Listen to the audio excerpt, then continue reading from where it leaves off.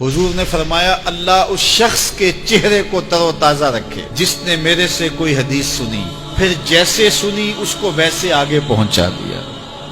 اور آقا کریم نے فرمایا بعض بات سنانے والا اس پر اتنا پہنچ کے عمل نہیں کرتا جتنا پھر سننے والا اس کے اوپر عامل ہو جاتا ہے۔ تو جب حضور نے دعا دی ہے کہ اللہ اس شخص کے چہرے کو تر و تازہ رکھے جس نے میری حدیث کو، میرے فرمان کو سنا اور ایسے ہی آگے پہنچا دیا،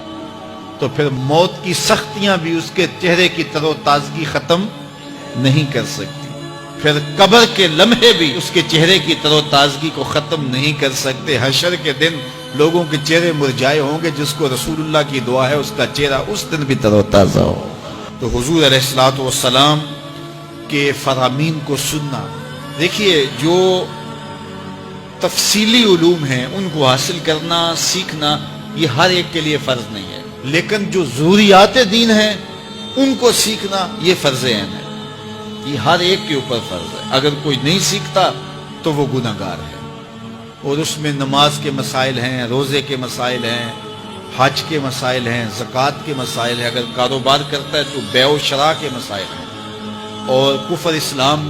کی ضروری باتیں ہیں کہ کفر کیا ہے، اسلام کیا ہے۔ تو یہ ساری ضروری چیزیں جو ہیں ایمانیات سے جو تعلق رکھتی ہیں، ان کا سیکھنا جو ہے ضروری علوم کا یہ ہر ایک کے اوپر فرض ہے۔ تو اس لیے آپ لوگ اپنا وقت کچھ نکال کر کے جو ہے وہ اس کے لیے صرف کریں، اور ضروریات دین سیکھنے کے لیے کچھ فرصت کے لمحے نکالیں۔ لوگ کتنے طویل ڈپلومے کرتے ہیں، کاروبار سیکھتے ہیں، کن علوم میں مہارت ہے جو ہمارے لیے بالکل غیر ضروری ہے۔ کسی نوجوان کے پاس بیٹھ جاؤ نا تو وہ تمہیں بتائے گا کہ کس کرکٹر نے کس میچ میں کتنے سکور کیے تھے، لوگوں کی یہاں تک معلومات ہیں، اور وہ 15 سال پرانا میچ ہے، اس کے اندر کس نے کتنے آؤٹ کیے تھے، کتنے وکٹیں لی تھیں، کتنے جو ہے وہ اس نے سکور کیے تھے، اور اس کی پوری زندگی کے سکور کتنے ہیں، کیسی کیلکولیشن ہے، اور کس قدر لوگوں کا پکا حساب ہے۔ یہ وہ چیز ہے جس کا نہ دنیا میں فائدہ نہ آخرت میں فائدہ، لیکن دلچسپی ہے نا، جس چیز سے دلچسپی ہو تو وہ چیز خود بخود ازبر ہوتی چلی جاتی ہے۔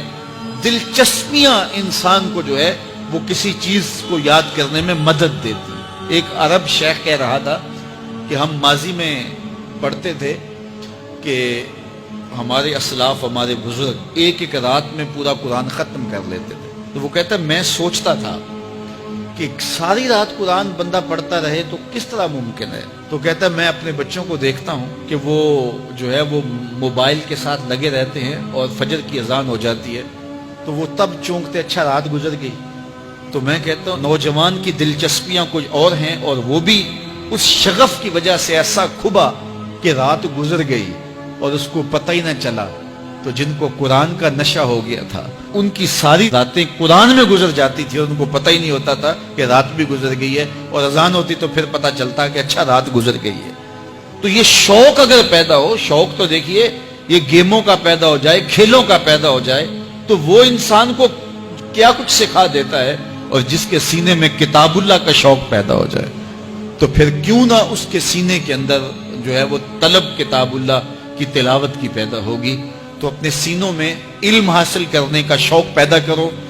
علم سیکھو، اپنی نسلوں کو سکھاؤ، اپنی اولادوں کو دین سکھاؤ، اپنی اولادوں کو نماز کا خوگر اور عادی بناؤ، ان کو کھینچ کھینچ کے نماز کی طرف لے جاؤ، یہ عادی بن جائے نماز کے، تاکہ بعد از انتقال دعاؤں کے سلسلے جاری رہیں۔